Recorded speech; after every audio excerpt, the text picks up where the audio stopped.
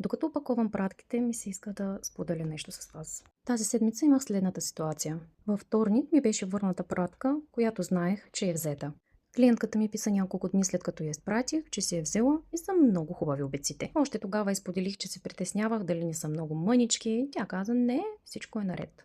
След като получих съобщението от дамата, успокоих се, всичко е точно и изобщо не се сетих да проверя какво се е случило с пратката, дали наистина е взета. Понеже почти всеки ден изпращам пратки и всеки ден получавам известия за преведени пари към фирмената сметка, отварям съобщенията, виждам сумите, но съм изпуснала в някакъв момент съм изпуснала точно сумата за тази пратка. След като взех пратката, нямах търпение да видя какво се случва с нея и защо е върната. Оказа се, че тя изобщо не е била взета от куриерския офис.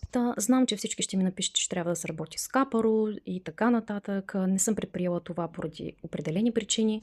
Да седя и размишлявам какво аджаба потиква хората да правят индивидуални поръчки и да не си ги взимат. Освен, че ми губят времето, материалите, не ми уважават труда, друго, познавате ли ми лично, имате някакъв зъб, нещо съм ви направила, нещо съм ви обидила. Споделяйте, ще се радвам да видя какви са причините. А тези, които не са ме виждали досега, заповядайте в профилът ми да разгледате какво изработвам аз.